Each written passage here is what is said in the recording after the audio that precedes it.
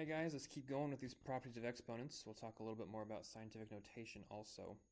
In our last video, we explored how x to the 0 equals 1, and we did some things with like 2x to the third times 3x squared, which we'll review again in a second. In the video before that, we did these two properties. If you have the same base and you multiply them, you add the powers. If you have the same base and you divide them, you subtract the powers. So for some quick review of that, well, in today's video, we'll talk about negative powers. What happens if you have x to the negative 1 and x to the negative a? And then I was planning on doing some of the arithmetic of scientific notation, but I'm going to put that off, I think, in a video to keep this a little bit shorter. I'm going to simplify this right here. Remember, I'm going to multiply the coefficients and add the powers. So it's 10 times x to the 11. And I'm going to simplify this here. Remember, you can think about it as being separate fractions. So this reduces to 3 over 2 times x to the 6th. You can write it this way, or you can write it this way. I don't care which. All right, so that was our last video, basically, as well as the fact that, like, anything to the 0 power is 1 and not 0. Remember, as always, when you're in doubt, you can expand things out. Well, let's explore what happens with some negative powers here. Down here at the bottom, I have 4 expressions that are going to simplify to negative powers. So watch, x to the 4th over x to the 5th. Well, we know that you subtract the powers and you divide. So that becomes x to the negative 1. But what I can also do is I could expand this out, and I have 4 x's on top and 5 on the bottom. Remember that when x's divide, it's something divided by itself, so it divides to 1, divides to 1, divides to 1, divides to 1. We're left with just 1x on the bottom. It's important to understand that what we really have now is 1 times 1 times 1 times 1 times 1 over x, which is just going to be 1 over x. So same with a to the 10th over a to the 11th. I don't want to write out 10 a's on top and 11 a's on the bottom, right? But I do know that I can subtract the powers, which gets me a to the negative 1. And I also know there's the same number of a's on top and on bottom, except for there's 1 extra a on the bottom, right? All 10 a's on top cancel all 10 a's on the bottom. We're left with just 1 a on the bottom. Last time doing this, this becomes 9 to the 8 minus 9, which is 9 to the negative 1, which is actually going to be 1/9, because the 9's on bottom and the 8 9's on top. Divide to 1, bang, bang, bang, bang, bang, bang. Did I mess up my bangs? I did. These guys are going like this. There's just 1 9 left on the bottom. They kind of like Q's because I drew so many. Here's the property. Here's the idea. X to the negative 1 is just 1 over x. It's a reciprocal. Okay, a reciprocal is when you flip the fraction. X to the negative 1 means reciprocal. It's 1 over x. It is not negative x. Okay, that's going to be the common mistake. Don't do that. We don't take things that were positive and suddenly make them negative. It's a reciprocal, not an opposite. So will you pause and simplify these real quick? 3 to the negative 1 becomes a third. 5 to the negative 1 becomes a fifth. 1/3 to the negative 1 becomes 3. You're taking the fraction 1/3 and you're flipping it over, so it's 3 over 1, which is just 3. 2/5 to the negative 1 becomes 5/2. Remember, I said it's a reciprocal. Reciprocal means flip the fraction. So 0 to the negative 1 is 1 over 0, and you can't divide by 0, so we call that undefined. Some fun stuff there with negative powers. So that was x to the negative 1. Let's talk about x to the negative a.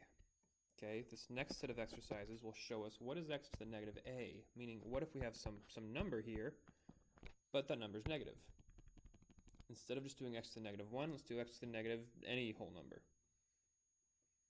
Well, I can still do the same thing I did last time. I know that this becomes x to the 4 minus 6, which is x to the negative 2. But I can also expand. I have 4 x's on top and 6 x's on the bottom. When these all kill each other, we're left with 1 over 2 x's on the bottom, or 1 over x squared. So x to the negative 2 equals 1 over x squared. The reason I do this expanded out method, the reason I show me writing out all of these x's is because I want you to understand why the properties become what they are. All right, there's 9 x's on top, there's 12 x's on the bottom. We're literally taking away 12 from the top. But we can't take 12 from the top because there's only 9 on top. So when we do 9 minus 12, we have to say, well, there's 3 left, but they're on the bottom. It's a negative 3. So x to the negative 3 is the same as 1 over x cubed. You know, the space is getting tight here.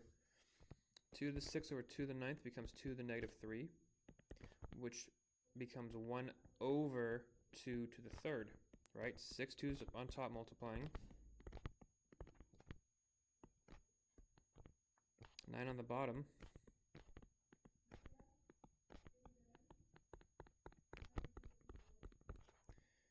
Bang, bang, cancel, cancel, pop, pop.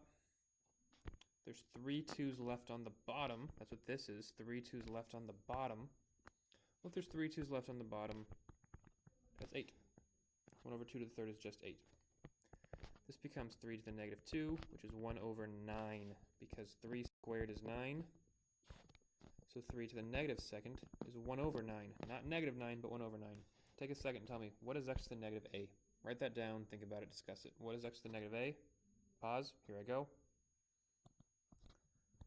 1 over x to the a. That's the last property for today. And frankly, with this property, we really only have one more that we need to cover everything we can do. The last one that we just absolutely have to have is x to the a to the b. We'll talk about that in a couple videos, and also some combinations of other properties. Will you again pause and simplify? What do these become? This one we just did. It's 1 over 3 squared, so it's 1 over 9. This is 1 over 5 to the 3rd, and 5 to the 3rd is actually 125. 5 times 5 times 5 is 125.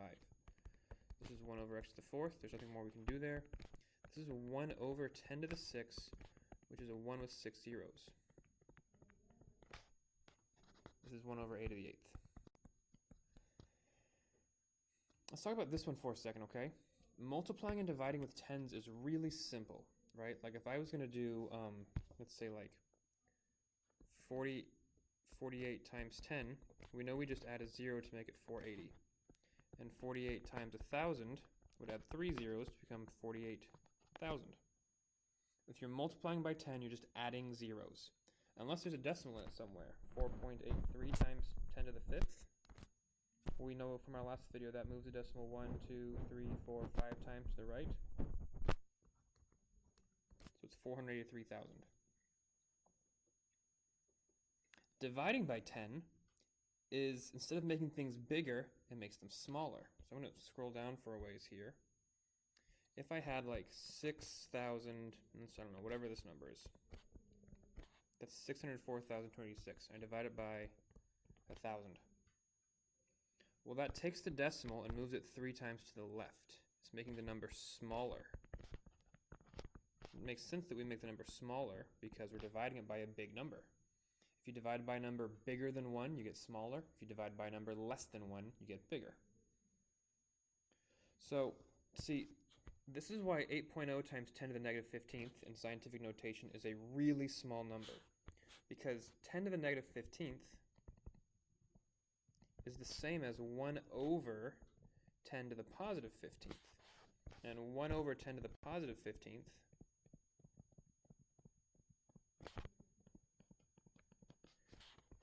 is really, really, really, really small.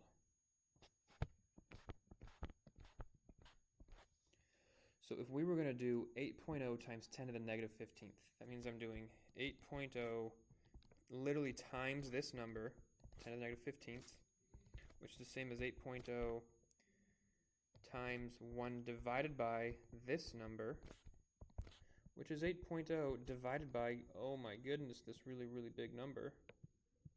So it gets really small.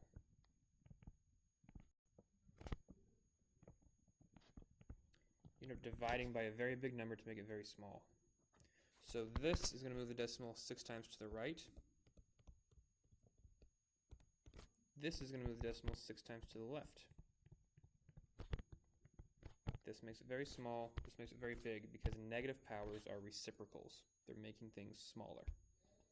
There we go. That's all for today. If you have questions, hit me up, and I'll see you next time.